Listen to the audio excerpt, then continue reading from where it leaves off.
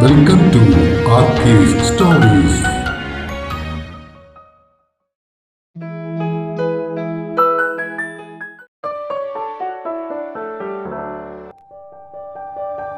പറയാനിനിയും 78.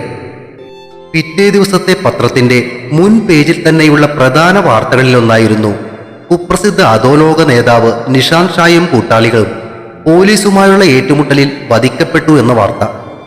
ജാമ്യത്തിൽ ഇറങ്ങിയ ശേഷം മുങ്ങി നടന്നിരുന്ന നിഷാന്ത് ഷായെയും കൂട്ടാളികളെയും പൊള്ളാച്ചിയിലെ ഒളിത്താവളത്തിൽ നിന്നും അറസ്റ്റ് ചെയ്യാൻ ചെന്ന സ്പെഷ്യൽ ഫോഴ്സിന് നേരെ അവർ നിറയൊഴിക്കുകയായിരുന്നു എന്നും നിവൃത്തിയില്ലാതെ പോലീസ് തിരികെ നടത്തിയ വെടിവെപ്പിൽ 4 പേരും മരിക്കുകയായിരുന്നു എന്നുമായിരുന്നു വാർത്ത വന്നത്. കേന്ദ്ര ഗവൺമെന്റും മഹാരാഷ്ട്ര സർക്കാരും തലയ്ക്ക് വില പറഞ്ഞിരുന്ന കൊടും കുറ്റവാളികളായിരുന്നു അവർ എന്നു തുടങ്ങിയ വാർത്ത നിഷാന്ത് ഷായുടെ കുട്ടിക്കാലം മുതൽ മരിക്കുന്നത് വരെയുള്ള എല്ലാ കാര്യങ്ങളും നേരിൽ കണ്ടതുപോലെ വിശദമായി പത്രത്തിലുണ്ടായിരുന്നു. തൊട്ടടുത്തിരുന്ന് പത്രത്തിന്റെ അകത്തെ പേജ് വായിച്ചുകൊണ്ടിരുന്ന ഹരിയോട് സുദേവ് ചോദിച്ചു, എന്തോന്നൊക്കെയാടാ എഴുതിയിരിക്കുന്നേ? അതൊക്കെ അവരുടെ പ്ലാനല്ലേ ചേട്ടാ. എന്താണ് സംഭവിച്ചതെന്ന് എനിക്ക് പോലും കൃത്യമായിട്ടൊന്നും അറിയില്ല. പക്ഷേ ഇതിലൊന്നും രേഷ്മയുടെ കാര്യം പറയുന്നില്ലല്ലോടാ.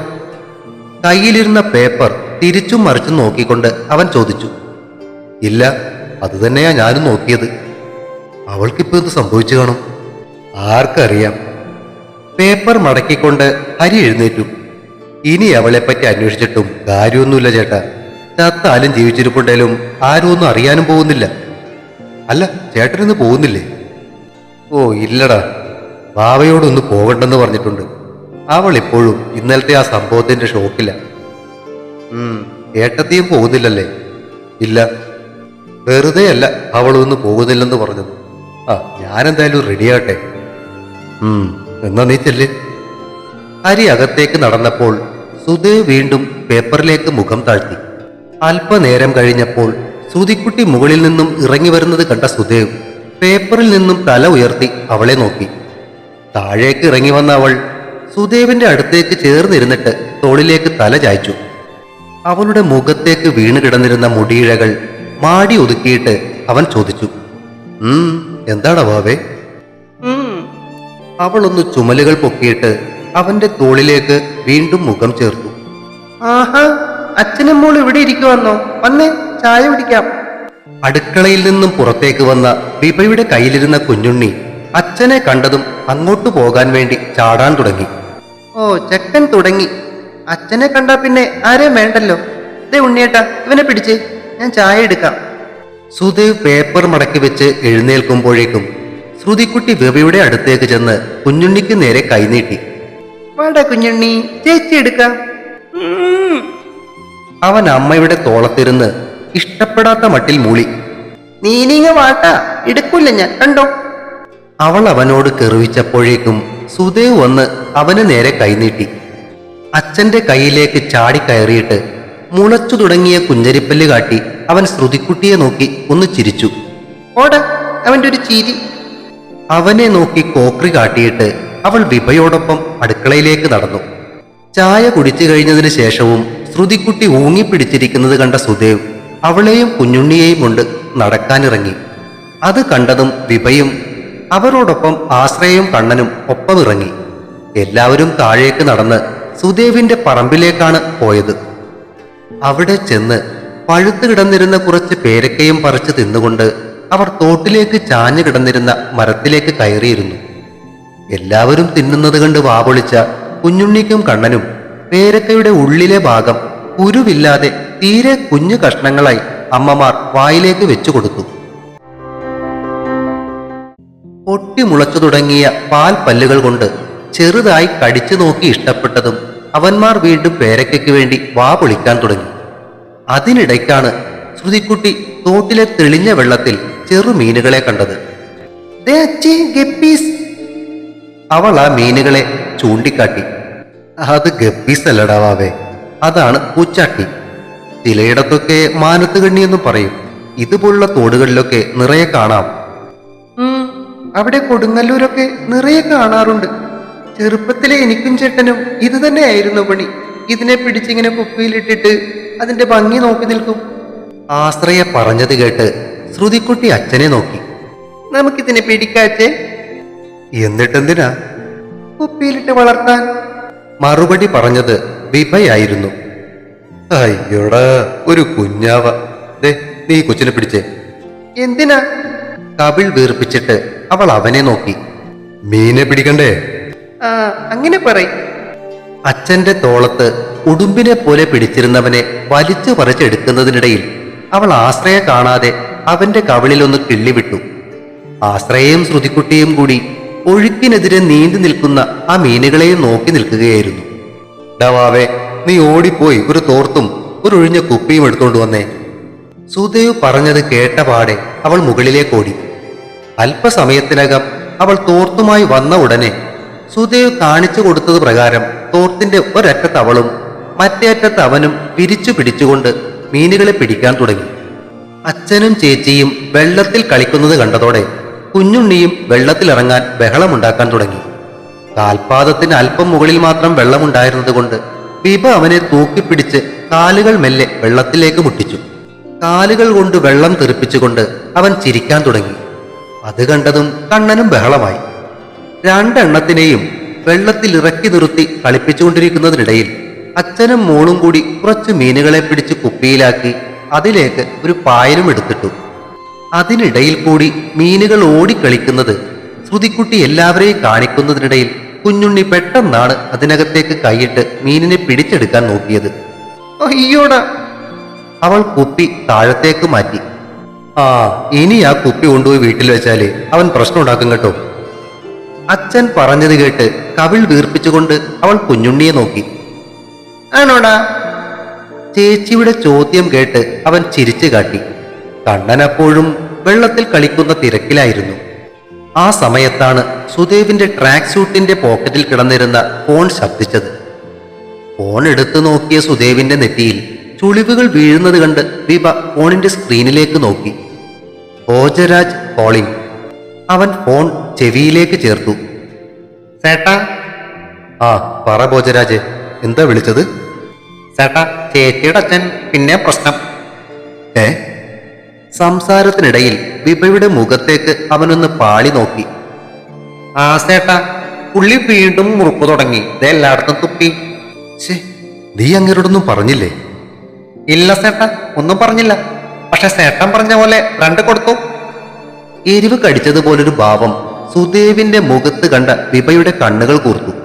ഒന്നുമില്ലെന്നവളെ കണ്ണടച്ച് കാട്ടിയിട്ട് അവൻ വീണ്ടും ഫോണിലേക്ക് ശ്രദ്ധിച്ചു. ആ, എന്നിട്ട്? കുഴപ്പമില്ല ചേട്ടാ, ആളെ പോയി. ഏ, എങ്ങോട്ട് പോയി? അതറിയില്ല ചേട്ടാ. പോകാൻ നേരം എന്റെ അടുത്ത് വന്ന് തെറി പറഞ്ഞു. അപ്പൊ ഒരു സവിട്ട് പൊടി കൊടുത്തിട്ടുണ്ട്. കുഴപ്പമുണ്ടോ ചേട്ടാ? ഈശ്വര. ശരി ശരി. ആ സെക്രട്ടറി അവിടെ ഇല്ലേ? ഇല്ല ചേട്ടാ, ആൾ സ്ഥലത്തില്ല. നീ ആ ഫ്ലാറ്റിന്റെ താക്കോല് കയ്യിൽ വെച്ചേക്ക്, ഞാൻ വാങ്ങിച്ചോളാം. സോറി ചേട്ടാ. അച്ഛൻ വീണ്ടും പ്രശ്നം ഉണ്ടാക്കിയില്ലേ? വിഭയുടെ ചോദ്യം കേട്ട് അവൻ അവളെ നോക്കി ചിരിച്ചുകൊണ്ട് തലയാട്ടി. കൂടുതൽ ഇളിക്കണ്ട, ഞാൻ അന്നേ പറഞ്ഞതല്ലേ അങ്ങനെ ശരിയാകില്ലെന്ന്. എന്നാലും ആള് നന്നായതാണല്ലോ, പിന്നെന്താ പെട്ടെന്നൊരു മാറ്റം? കൂടുതൽ ആലോചിച്ച് വെറുതെ മാനത്തേക്ക് നോക്കി നിൽക്കണ്ട. അങ്ങനെ കടയിൽ വീണ്ടും പോകാൻ തുടങ്ങിയെന്ന് കേട്ടപ്പോഴേ ഞാൻ ഓർത്തതാ. കയ്യിൽ കാശ് കിട്ടാൻ തുടങ്ങിയ അങ്ങനെ ഇങ്ങനെയാ. എന്നിട്ടിപ്പോ എന്താ ഉണ്ടായേ? ഏയ്, പ്രശ്നമൊന്നുമില്ല. പുള്ളി പോവുകയാണെന്നും പറഞ്ഞ് താക്കോല് ആ ഭോജരാജനെ ഏൽപ്പിച്ചെന്ന്. സാരമില്ല. ഇനി ആ ജോലി പോയാൽ അതുപോലെ തന്നെ തിരികെ വന്നോളൂ. അതിനിടയിൽ കുപ്പിക്കകത്തെ മീനിന് വേണ്ടി കണ്ണനും കുഞ്ഞുണ്ണിയും കൂടി ബഹളം വെക്കാൻ തുടങ്ങിയതോടെ ശ്രുതിക്കുട്ടി ആ കുപ്പി തോട്ടിലേക്ക് തന്നെ കമഴ്ത്തി. അതോടെ അവിടെ മൊത്തം ഇടിയായി. ശ്രുതിക്കുട്ടിയുടെ ഒക്കത്തിരുന്ന കുഞ്ഞുണ്ണി അവളെ പിടിച്ച് കടിക്കാൻ ശ്രമിക്കുന്നത് കണ്ട വിഭ അവനെ അവളുടെ കയ്യിൽ നിന്നും വാങ്ങി സുദേവിനെ തിരികെ ഏൽപ്പിച്ചു. ഒരു വിധത്തിൽ രണ്ടിനെയും സമാധാനിപ്പിച്ച് തോട്ടിൽ നിന്നും കരക്ക് കയറി വീട്ടിലേക്ക് നടക്കുന്നതിനിടയിൽ വിഭയുടെ കവിളുകൾ വീർത്തിരിക്കുന്നത് കണ്ട സുദേവ് ആരും കാണാതെ അവളുടെ കവിളിൽ ചൂണ്ടുവിരൽ കൊണ്ട് കുത്തിയിട്ട് ചോദിച്ചു. എന്താ വിഭക്കുട്ടിയുടെ കവിളിലൊരു നീര്? പിന്നെ അല്ലാതെ ആ മീനിനെ പിടിച്ച് കുപ്പിയിലാക്കി കൊണ്ടുവന്ന് വീട്ടിൽ വെക്കാന്ന് വിചാരിച്ചതാ. സമ്മതിക്കില്ല രണ്ടെണ്ണം. നടക്കുന്നതിനിടയിൽ അച്ഛന്റെ തോളത്തിരുന്ന് മീശയിൽ പിടിച്ചു വലിക്കുന്ന കുഞ്ഞുണ്ണിയെയും ആശ്രയുടെ തോളത്ത് പതിഞ്ഞു കിടക്കുന്ന കണ്ണനെയും നോക്കി വിഭ കെറിവിക്കുന്നത് കേട്ട് സുദേവ് തലയ്ക്ക് കൈവച്ച് അവളെ നോക്കി. എന്നാലും എന്റെ വിപക്കുട്ടി. സുദേവ് കളിയാക്കുന്നത് കേട്ട അവൾ മുഖം വെട്ടിത്തിരിച്ച് മുന്നോട്ട് നടന്നു. അന്ന് രാത്രി ഭക്ഷണം കഴിച്ചുകൊണ്ടിരിക്കുന്നതിനിടയിൽ സുദേവ് UK പോകുന്ന കാര്യം എടുത്തിട്ടു. അപ്പച്ചി. എന്താടാ? ഭക്ഷണം കഴിക്കുന്നതിനിടയിൽ അപ്പച്ചി വിളി കേട്ടു. അഹല്യ UK പോവുകയാണ്. അവൻ പറയാൻ പോകുന്നത് എന്താണെന്ന് മനസ്സിലാക്കിയ മട്ടിൽ വലിയ താല്പര്യമില്ലാത്തതുപോലെ അപ്പച്ചി മൂളി. 6 മാസത്തേക്ക് അഹല്യ അവിടെ ഉണ്ടാകും. അവിടുത്തെ കാര്യങ്ങളെല്ലാം ഒന്ന് ശരിയായി കഴിയുമ്പോൾ ബിബിയോട് പോകണമെന്നാ പറഞ്ഞിരിക്കുന്നത്. വീണ്ടും ഒരു മൂളൽ മാത്രം. കുഞ്ഞുണ്ണിക്ക് 1 വയസ്സ് കഴിയുമ്പോൾ കുറച്ചു നാളത്തേക്കൊന്ന് പോയാലോ എന്ന ഒരാലോചന. അപ്പച്ചി മൂളൽ മാത്രമായതോടെ സുദേവ് സഹായത്തിനെന്നോണം ഹരിയെ നോക്കി. കുറച്ചു നാളത്തേക്കാണെങ്കിൽ ഒന്ന് പോയിട്ട് വാ ചേട്ടാ. ഒന്നുമില്ലെങ്കിലും കയ്യിലെ കാശ് മുടക്കാതെ സ്ഥലങ്ങളൊക്കെ കാണാമല്ലോ. ഹരി ചേട്ടന് സപ്പോർട്ട് എന്നോണം പറഞ്ഞു. അതെ അതെ, ഇതൊരു ചാൻസ് അല്ലേ? ആശ്രയയും അവരെ പിന്താങ്ങി. അതെ, അതാണ് ഞാനും ആലോചിച്ചത്. എന്തായാലും ശബരി ഇങ്ങോട്ട് വരാൻ നോക്കുകയാണല്ലോ. 2-3 കൊല്ലം അവിടെ നിന്നിട്ട് തിരികെ വന്ന് ഇവിടെ സെറ്റിൽ ചെയ്യാനാണ് ഞങ്ങളുടെയും പ്ലാൻ. അത് കേട്ടതോടെ അപ്പച്ചിയുടെ മുഖം പാതി തെളിഞ്ഞു. എടാ ഉണ്ണിക്കുട്ട, കുറച്ചു നാളത്തേക്ക് നിങ്ങൾ അവിടെ പോയി നിൽക്കുന്നത് കൊണ്ട് കുഴപ്പമൊന്നുമില്ല. ഹരി പറഞ്ഞതുപോലെ സ്ഥലങ്ങളൊക്കെ ഒന്ന് കണ്ടിരിക്കുന്നത് നല്ലല്ലേ? മാത്രമല്ല ഇടയ്ക്ക് ഞങ്ങൾക്കും അവിടെയൊക്കെ വന്നൊന്ന് കാണാമല്ലോ. ദേ, അതാണ്. ഇവർ UK പോയ ശേഷം കുറച്ച് കഴിയുമ്പോഴേക്കും നമുക്കെല്ലാം ചേർന്ന് ഒരു യൂറോപ്പ് ട്രിപ്പ് അങ്ങ് അറേഞ്ച് ചെയ്യാം, അല്ലേ അമ്മേ? അത്രയും നാളത്തേക്ക് കണ്ണനെ കാണാതിരിക്കണമല്ലോ എന്ന് ഓർക്കുമ്പോഴാ എനിക്ക് സങ്കടം. ശ്രുതിക്കുട്ടി സങ്കടത്തോടെ അച്ഛനെ നോക്കി. 2-3 കൊല്ലം എന്നൊക്കെ പറയുന്നത് കണ്ണടച്ച് തുറക്കുന്ന വേഗത്തിൽ പോകില്ലേടാവേ. ശ്രുതിക്കുട്ടിയെ ആശ്വസിപ്പിച്ചിട്ട് അവൻ അപ്പച്ചിയുടെ നേർക്ക് തിരിഞ്ഞു. അവിടുത്തെ കാര്യങ്ങൾ വിശ്വസിച്ചേൽപ്പിക്കാൻ മറ്റാരുമില്ലാത്തത് കൊണ്ടാ ജ്യോതിഷ് നമ്മളോട് തന്നെ ഇങ്ങനെ പറയുന്നതേ. ഞാൻ പറഞ്ഞില്ലേ, കുറച്ചു നാളത്തേക്ക് പോകുന്നത് കൊണ്ട് കുഴപ്പമൊന്നുമില്ല. പക്ഷെ അതെല്ലാം കഴിഞ്ഞിട്ട് നിങ്ങൾ എല്ലാവരും ഒരുമിച്ച് ഇവിടെ അടുത്ത് തന്നെ താമസിക്കണമെന്നാ എന്റെ ആഗ്രഹം.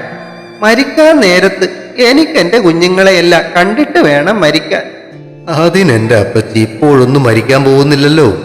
കുഞ്ഞുണ്ണിയുടെ കല്യാണവും കഴിഞ്ഞ് അവന്റെ കൊച്ചുങ്ങളെയും കണ്ടിട്ടേ അപ്പച്ചി പോകുക കേട്ടോ. അടുത്തിരുന്ന അപ്പച്ചിയെ ഇടത് കൈകൊണ്ട് ചേർത്ത് പിടിച്ചുകൊണ്ട് സുദേവ് പറഞ്ഞത് കേട്ട് അപ്പച്ചി ചിരിയോടെ തലകുലുക്കി. ദിവസങ്ങൾ കടന്നു പോകുന്നതിനിടയിൽ ആശ്രയുടെ ചേട്ടന്റെ ആ കല്യാണക്കാര്യം ഏതാണ്ട് ഉറച്ച മട്ടായി.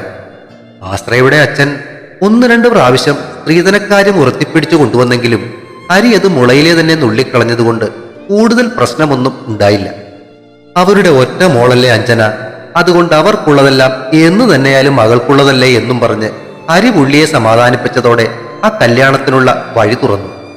ഇടയ്ക്കുള്ള സംസാരത്തിനിടയിൽ അച്ഛന്റെ സ്വഭാവത്തെക്കുറിച്ചൊരു സൂചന ശ്രാവൺ കൊടുത്തെങ്കിലും അതൊന്നും സാരമില്ല, താൻ ഡീൽ ചെയ്തോളാം എന്നും പറഞ്ഞ് അഞ്ജന ശ്രാവണിനെ സമാധാനിപ്പിക്കുകയാണ് ചെയ്തത്. കുഞ്ഞുണ്ണിയുടെയും കണ്ണന്റെയും ബർത്ത്ഡേക്ക് ഒരാഴ്ച മുന്നേയായിരുന്നു ശ്രാവണിന്റെ കല്യാണ നിശ്ചയം. ഹരി റെക്കമെൻഡ് ചെയ്തതുകൊണ്ട് കളമശ്ശേരിയിലെ ചാക്കോളാസ് ഭവനിയിൽ വെച്ച് തന്നെ നിശ്ചയം നടത്താനാണ് അഞ്ജനയുടെ വീട്ടുകാരും തീരുമാനിച്ചത്. ചെറുക്കന്റെ വീട്ടിൽ നിന്നുമുള്ളവരുടെ ഡ്രസ് കോഡ് സെലക്ട് ചെയ്തത് ആശ്രയയും വിഭയും ശ്രുതിക്കുട്ടിയും ആശ്രയയുടെ കൊച്ചച്ഛന്റെ മക്കളായ സന്ധ്യയും സ്നേഹയും ചേർന്നാണ്. എല്ലാവർക്കും മുന്തിരി കളറുള്ള ഡ്രസ്സുകളാണ് അവർ സെലക്ട് ചെയ്തത്. പെണ്ണുങ്ങളെല്ലാം മുന്തിരി കളർ കുർത്തയും വൈറ്റ് സ്കേർട്ടും, ആണുങ്ങൾ അതേ കളറുള്ള കുർത്തയും സിൽക്കിന്റെ മുണ്ടും. കുഞ്ഞുണ്ണിയും കണ്ണനും കുഞ്ഞു കുർത്തയും മുണ്ടുമുടുത്താണ് നിശ്ചയത്തിൽ പങ്കെടുത്തത്. അപ്പോഴേക്കും രണ്ടുപേരും ചാടിത്തുള്ളിയും വീണും ചെറുതായി നടക്കാൻ തുടങ്ങിയിരുന്നു. പിറ്റേ ആഴ്ച പിള്ളേരുടെ ബർത്ത്ഡേക്ക് വരേണ്ടിയിരുന്നത് കൊണ്ട് ശബരിയും കുടുംബവും നിശ്ചയത്തിനെത്തിയിരുന്നില്ല. ബർത്ത്ഡേ കഴിഞ്ഞുള്ള പിന്നത്തെ ആഴ്ച ഓണവും 4ാം ഓണം കഴിഞ്ഞുള്ള പൂരുരുട്ടാതി പിള്ളേരുടെ പിറന്നാളുമായതിനാൽ 2 ആഴ്ചത്തെ ലീവിലാണ് അവർ ബർത്ത്ഡേയുടെ തലേ ദിവസം എത്തിച്ചേർന്നത്. കുഞ്ഞുങ്ങളുടെ ബർത്ത്ഡേക്ക് വേണ്ടി വീട് ബലൂണുകളും തോരണങ്ങളും കൊണ്ട് അലങ്കരിക്കുന്ന തിരക്കിലായിരുന്നു എല്ലാവരും. ശബരിയും കുട്ടികളും കൂടി എത്തിയതോടെ ഒരു ഓളമായി. കുഞ്ഞുണ്ണിയുടെയും കണ്ണന്റെയും ഒപ്പം കൂടിയതോടെ അപ്പൂസ് ഒന്നുകൂടി കുഞ്ഞായി. അമ്മൂസിന് പക്ഷെ കുറെ കൂടി പക്വത വന്നിരുന്നു. അവൾ ചേച്ചിയോടൊപ്പം വർണ്ണക്കടലാസുകൾ കൊണ്ട് ഭിത്തികൾ അലങ്കരിക്കാൻ കൂടിയപ്പോൾ പിള്ളേര് മൂന്നും കൂടി സുദേവും ശബരിയും വീർപ്പിച്ചിടുന്ന ബലൂണുകൾക്ക് പുറകെ ഓട്ടമായിരുന്നു. തെന്നിത്തെറിച്ചുള്ള ഓട്ടത്തിനിടയിൽ ഇടയ്ക്ക് വീഴുമ്പോൾ രണ്ടുപേരും എല്ലാവരെയും നോക്കും. ആരും ശ്രദ്ധിക്കുന്നില്ലെങ്കിൽ പൊടിയും തട്ടി അങ്ങ് എഴുന്നേറ്റ് പോയിക്കൊള്ളും. എന്നാൽ ആരെങ്കിലും നോക്കുന്നത് കണ്ടാൽ പിന്നെ കരച്ചിലായിരിക്കും. വൈകുന്നേരമായപ്പോഴേക്കും ഹരി 2 കേക്കുകളുമായി എത്തി. ഒന്ന് ആൽമണ്ട് ചോക്ലേറ്റ് കേക്കും മറ്റൊന്ന് വൈറ്റ് ചോക്കോബാർ കേക്കുമായിരുന്നു. ആൽമണ്ട് ചോക്ലേറ്റ് കേക്കിന്റെ മുകളിൽ ഹാപ്പി ബർത്ത്ഡേ അഗസ്ത്യ സുദേവ് എന്നും മറ്റേതിനു മുകളിൽ ഹാപ്പി ബർത്ത്ഡേ വസിഷ്ഠ ശ്രീഹരി എന്നും എഴുതിയിരുന്നു.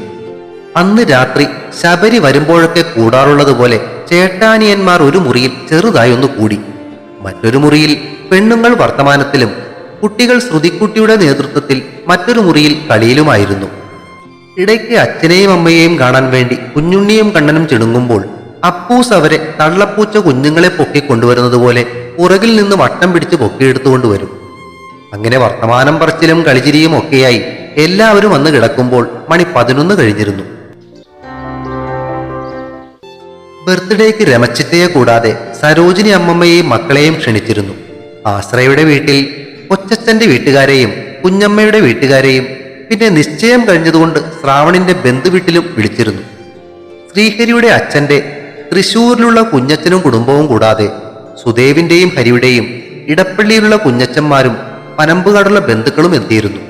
പുറത്തുനിന്നും ജ്യോതിഷും അഹല്യയും പിള്ളേരും കൂടാതെ ഹരിയുടെ സ്റ്റേഷനിൽ നിന്നും കുറച്ചു പേരും തൊട്ട അയൽവക്കത്തുള്ളവരെയും ക്ഷണിച്ചിരുന്നു. അതുകൊണ്ട് തന്നെ ഭക്ഷണം തൃക്കാക്കരയിലുള്ള ഹാർവസ്റ്റ് കാറ്റേഴ്സിനെയാണ് ഏൽപ്പിച്ചിരുന്നത്. 10 മണിക്ക് കേക്ക് കട്ട് ചെയ്യുന്നതിന് മുൻപ് തന്നെ എല്ലാവരും എത്തിയിരുന്നു. വന്നവർ കൊടുത്ത കളിപ്പാട്ടങ്ങളെല്ലാം അഴിച്ചു നോക്കി അതുമായി കളിയിലായിരുന്ന കുഞ്ഞുണ്ണിയെയും കണ്ണനെയും കേക്ക് മുറിക്കാനുള്ള സമയമായപ്പോൾ സുദേവും ഹരിയും കൂടി എടുത്തുകൊണ്ടുവന്ന് കേക്കുകൾക്ക് മുന്നിൽ നിർത്തി. പിള്ളേരെ നടുക്ക് നിർത്തിയിട്ട് അച്ഛന്മാരും അമ്മമാരും അവർ ഇരുവശത്തുമായി 2 കേക്കുകൾക്കും മുന്നിലായി നിന്നു. അവർക്കടുത്ത് തന്നെ ശ്രുതിക്കുട്ടിയും അമ്മൂസും അപ്പൂസും നിലയുറപ്പിച്ചു. പ്ലാസ്റ്റിക് കത്തി കുഞ്ഞുങ്ങളുടെ കൈകളിൽ പിടിപ്പിച്ചിട്ട് കത്തിച്ചു വെച്ച കുഞ്ഞു മെഴുകുതിരി ഊതിക്കെടുത്താൻ പറഞ്ഞെങ്കിലും ഒടുവിൽ അച്ഛന്മാർ തന്നെ അത് ഊതിക്കെടുത്തേണ്ടി വന്നു. എല്ലാവരും ഹാപ്പി ബർത്ത്ഡേ പാടിക്കോ എന്ന് പറയുന്നതിനിടയിൽ കുഞ്ഞുണ്ണി തല കുനിച്ച് കേക്കിൽ ഒരു കടി കടിച്ചു. കൃത്യം അത് നോക്കി നിൽക്കുകയായിരുന്ന കണ്ണനും ഉടനടി അതുപോലെ തന്നെ ചെയ്തു. വിഭയും ആശ്രയവും ശ്രദ്ധിക്കുമ്പോഴേക്കും അലങ്കരിച്ചു വെച്ചിരുന്ന കേക്കിലെ ഒരു ചെറിയ ഭാഗം അവന്മാരുടെ വായിലായിരുന്നു, ബാക്കി മുഖത്തും. അയ്യോടാ പറ്റിച്ചല്ലോ എന്ന് പറയുമ്പോഴേക്കും അവന്മാർ വീണ്ടും കേക്കിലേക്ക് മുഖം കുത്തിയിരുന്നു. അത് കണ്ടതും ബാക്കി അപ്പൂസും ഏറ്റെടുത്തു. നീളത്തിലും വട്ടത്തിലുമൊക്കെ കൃത്യമായി മുറിക്കണമെന്നെല്ലാം പ്ലാൻ ചെയ്തു വെച്ചിരുന്ന കേക്ക് ഒടുവിൽ വന്നവർക്ക് വാരിക്കൂട്ടി കൊടുക്കേണ്ടി വന്നു. ആ ബഹളത്തിനിടയിൽ എല്ലാവരും ചേർന്ന് ഹാപ്പി ബർത്ത്ഡേയും പാടി. ശ്രാവൺ കയ്യിലിരുന്ന ക്യാമറ കൊണ്ട് രംഗങ്ങളെല്ലാം കൃത്യമായി ഒപ്പിയെടുക്കുന്നുണ്ടായിരുന്നു. എങ്കിലും കൂടുതൽ അത് ഫോക്കസ് ചെയ്തിരുന്നത് അഞ്ജലിയുടെ നേർക്കായിരുന്നു എന്ന് മാത്രം. ഉച്ചയ്ക്ക് ഭക്ഷണത്തിന് മുമ്പ് ഷാജി കുഞ്ഞച്ചൻ സുദേവിന് പുറകെ ചുറ്റിപ്പറ്റി നടക്കുന്നത് കണ്ട ഹരി പുള്ളിക്കാരന്റെ അടുത്തേക്ക് ചെന്നു. കുഞ്ഞച്ച, അതെ ചെറുതൊരെണ്ണം അടിച്ചാലോ? അവൻ ചോദിച്ചു. എവിടെയുണ്ട്? മുകളില്. വാ. അവനെയും വിളിച്ചുകൊണ്ട് പുള്ളി മുകളിലേക്ക് ഓടിക്കയറുന്നത് കണ്ടപ്പോൾ കണ്ടുനിന്ന ആശ്രയക്കൊരു സംശയം, ഹരി കുഞ്ഞച്ചനെയാണോ അതോ കുഞ്ഞച്ചൻ ഹരിയെയാണോ വിളിച്ചതെന്ന്. ഹാർവസ്റ്റ് കേറ്റേഴ്സിന്റെ ഭക്ഷണം സൂപ്പറായിരുന്നു. ചെറു പൊറോട്ടയും അപ്പവും മട്ടൻ കുറുമയും, ഫ്രൈഡ് റൈസും ചെട്ടിനാട് ചിക്കനും, അതുകൂടാതെ ഫിഷ് തവ ഫ്രൈ, ചെമ്മീൻ ഫ്രൈ, ചോറും മോരുകറിയും, അതുകൂടാതെ കൂട്ടാൻ മീൻ കറി വേറെ, വെജീസിന് വേണ്ടി വെജിറ്റബിൾ ഫ്രൈഡ് റൈസും പനീർ മസാലയും. ഭക്ഷണം കഴിഞ്ഞ് 3 മണിയോടെ വന്നവരെല്ലാം പിരിഞ്ഞു. ബാക്കി വന്ന ഭക്ഷണ സാധനങ്ങളിൽ കുറച്ചെടുത്ത് അപ്പച്ചി രമച്ചിറ്റയ്ക്കും ആശ്രയയുടെ വീട്ടിലേക്കും കൊടുത്തുവിടുകയും ചെയ്തു. അന്ന് രാത്രി കുഞ്ഞുണ്ണിയെ ഉറക്കിക്കിടത്തിയിട്ട് കട്ടിലേക്ക് കയറിക്കിടന്ന വിഭ മടക്കി വെച്ച സുദേവിന്റെ കൈത്തണ്ട തലയിണയാക്കി അവനോട് ചേർന്ന് കിടന്നിട്ട് പറഞ്ഞു. ഉണ്ണിയേട്ടാ, വൈകുന്നേരം അഹല്യ മേഡം വിളിച്ചിരുന്നു. നമ്മുടെ 4 പേരുടെയും പാസ്പോർട്ട് ജ്യോതി സാറിനെ ഏൽപ്പിക്കാൻ പറഞ്ഞിട്ടുണ്ട്. 3 മാസത്തിനുള്ളിൽ പോകേണ്ടി വരുമെന്നാ പറഞ്ഞത്. ജ്യോതിഷ് പറഞ്ഞായിരുന്നു. അവിടെ കൊവൻട്രിയിലല്ലേ ആ ക്ലിനിക്ക്? അതെ, അവിടെ കാണാമല്ലോ എന്ന് ഓർക്കുമ്പോ ഒരു സന്തോഷമൊക്കെ ഉണ്ടെങ്കിലും എല്ലാവരെയും മിസ് ചെയ്യുന്ന കാര്യം ഓർക്കുമ്പോ സങ്കടമുണ്ട്. കുറച്ചു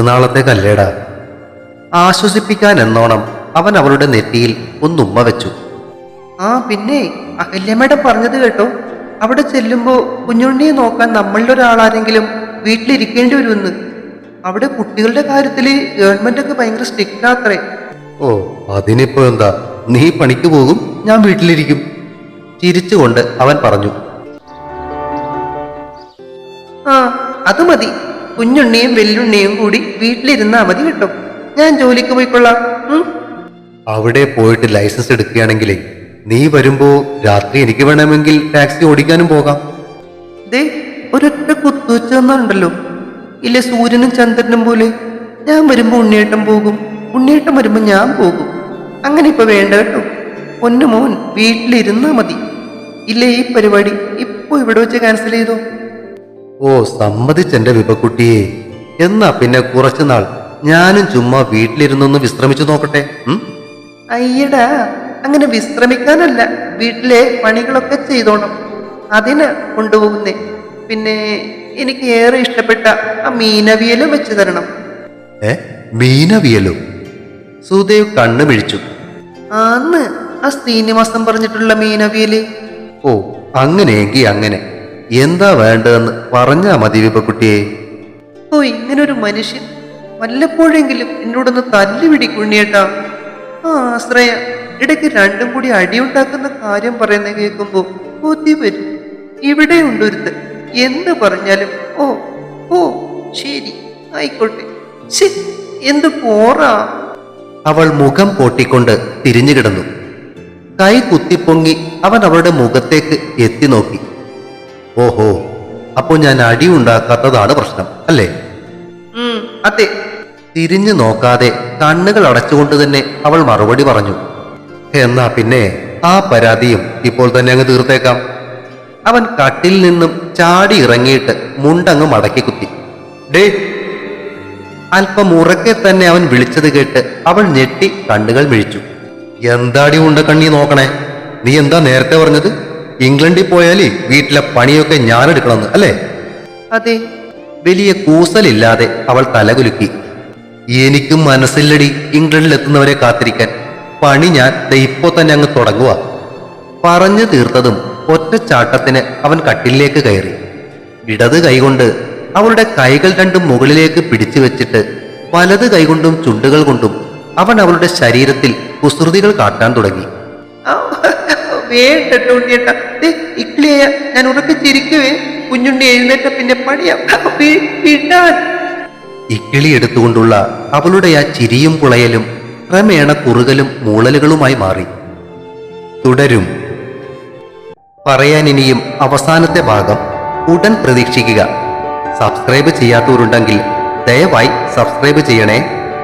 അഭിപ്രായങ്ങൾ പറയുന്നതിനൊപ്പം കഥയുടെ ലിങ്ക് ഷെയർ ചെയ്തു നൽകിയും ലൈക്കുകൾ നൽകിയും സപ്പോർട്ടുമായി ഇനിയും കൂടെ തന്നെ നിൽക്കണേ.